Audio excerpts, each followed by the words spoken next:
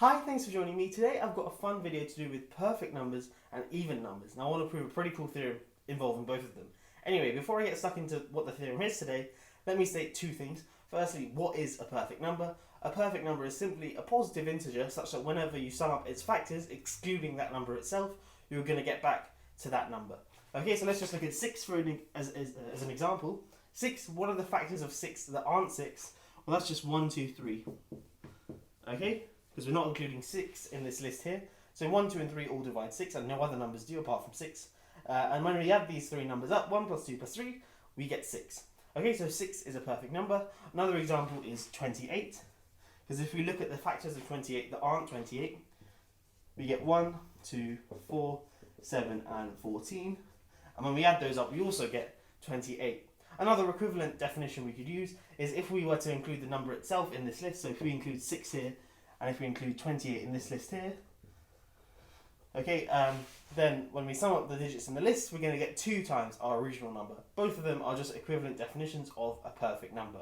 Now the second thing I want to say is there's actually a really famous theorem involving perfect numbers and even numbers, sort of a conjecture, because it's still unproven, and it says that every single perfect number is even.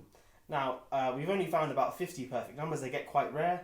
You know, we see 2 small examples, but then they do get incredibly rare. But the ones we have checked are indeed even, but we don't know, there could be an odd perfect number out there. So if you want a little extension task after you watch this video, see if you can find an odd perfect number. And if you do, make sure you let someone know. Anyway, let's move on to today's theorem. We have t being bigger than 6 being a perfect number. So we're not including 6, but any perfect number bigger than 6. Okay, and we write out its prime factorization like this. So t equals p1 to the a1 times p2 to the a2 times ... times pn to the an. So all these numbers here, p1, p2 all the way up to pn, are prime numbers, and these exponents a1, a2 all the way up to an are positive integers, so natural numbers, as I've written here. And sort of without loss of generality, we have p1 being the smallest, p2 being the second smallest, and so on up to pn being the largest prime here. Okay, we want to prove that a1, so the exponent of p1, is an even number. Okay, so if you want to have a go at trying to prove this theorem, pause the video now and give it a go for yourself. And I'm going to get stuck into a proof.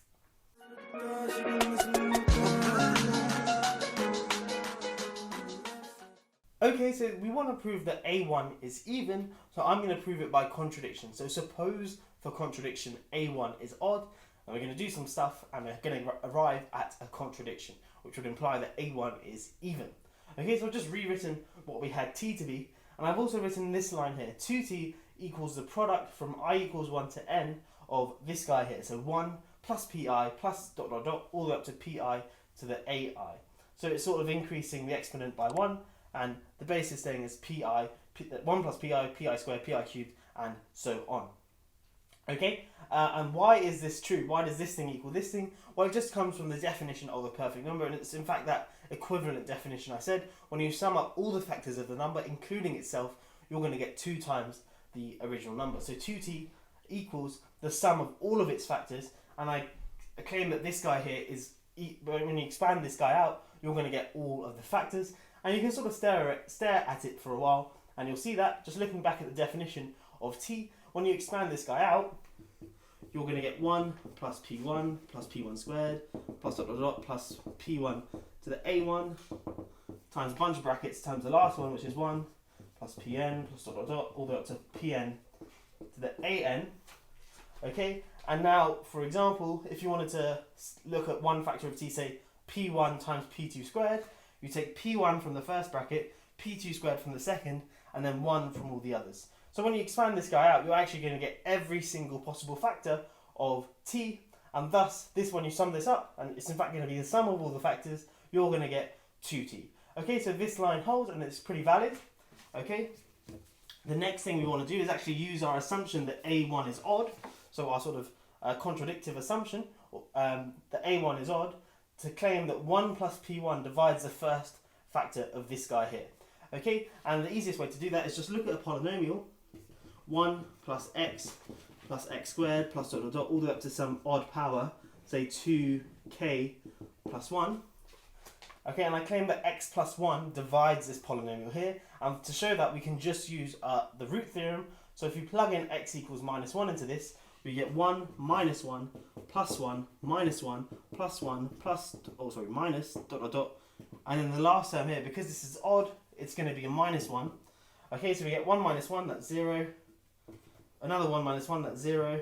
And we're going to end up with a 1 minus 1, so that's 0. So it's a bunch of zeros, so of course it equals 0. So that tells us that x plus 1 divides this polynomial here. So x plus 1 divides any polynomial of the form 1 plus x squared plus dot dot dot plus x to the 2k plus 1. So x to an odd power. Now because we're assuming a1 is odd, then we have, basically just swapping the x's for p1s, we have that 1 plus p1 divides 1 plus p1 plus dot dot dot plus p1 to the a1. Okay, so 1 plus p1 divides this thing here, but notice this thing here is exactly the first sort of factor of this product here. So certainly 1 plus p1 divides the right hand side, so 1 plus p1 must also divide 2t, because obviously the right hand side equals the left hand side. Okay, so we've deduced that 1 plus p1 divides 2t. Let me bring this up to the top of the whiteboard and we'll continue. Okay, so we've just shown that 1 plus p1 divides 2t. Now remember, p1 is just some prime number, so it's at least 2. So that means that 1 plus p1 is at least 3. Okay, and now we know that 1 plus p1 divides 2t, but let's just write t in this form here. So we have that 1 plus p1 divides 2 times this guy here. So p1 to the a1 times p2 to the a2 times dot dot dot all the way up to pn to the an. Okay, now what we want to do is show that, or sort of, I claim that there's some pi here, so one of these pi's must divide 1 plus p1.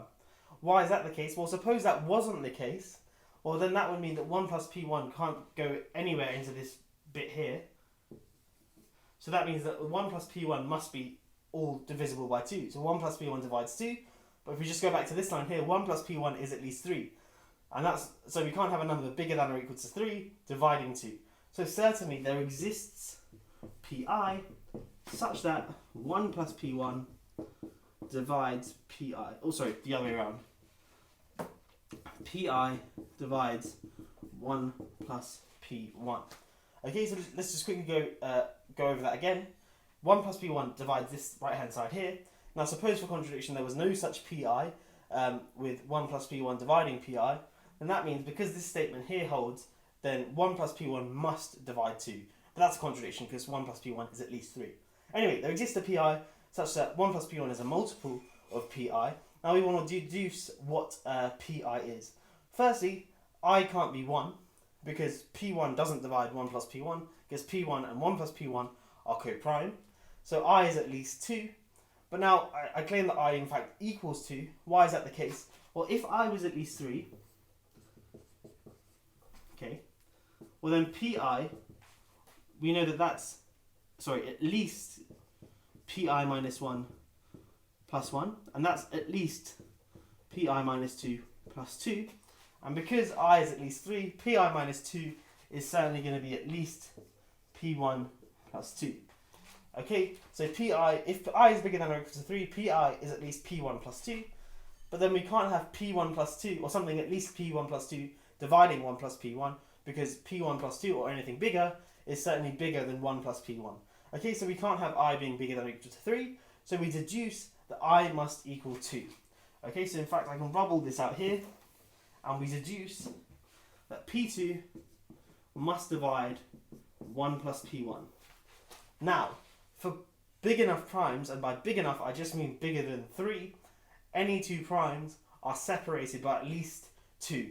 So the only time this can hold here, because we know that p2 is bigger than p1, so that's equivalent to saying p2 is at least p1 plus 1, but for the left hand side to divide the right hand side, it then must follow that p2 equals p1 plus 1, and the only time that's possible is if p1 equals 2 and p2 equals 3.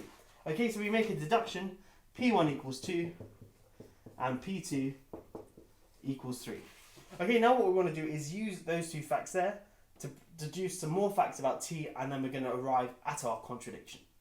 Okay, so we've deduced that p1 is 2 and p2 is 3, and in particular, notice because t equals p1 to the a1 times p2 to the a2 times some other stuff, we have 2 divides t, and 3 also divides t, but then in fact 6 also divides t. So let's write this down. We have 2 divides t, 3 divides t, and 6 also divides t. So we can write down some factors of t straight away. Well, certainly 1 is a factor of t, 2 is a factor of t, 3 is a factor of t, and 6 is a factor of t.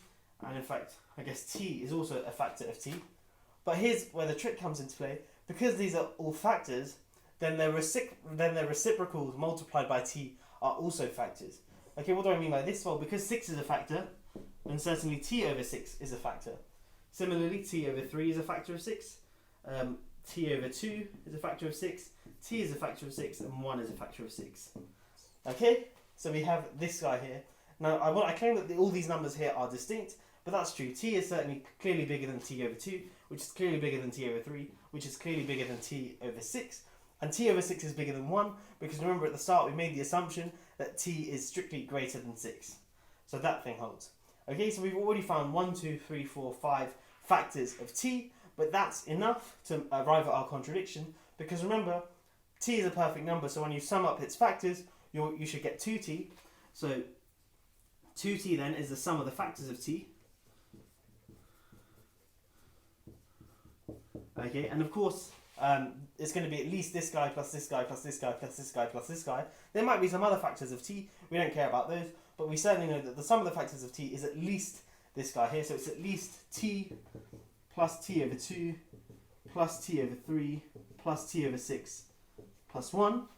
But what does that equal? Well, t over 2 plus t over 3 plus t over 6, that just equals t. So you've got t plus 1, so this guy here is 2t plus 1. But of course, 2t plus 1 is strictly greater than 2t, and that's where we get our contradiction. We get that 2t is strictly greater than 2t, and of course, that's a contradiction, so that proves the theorem.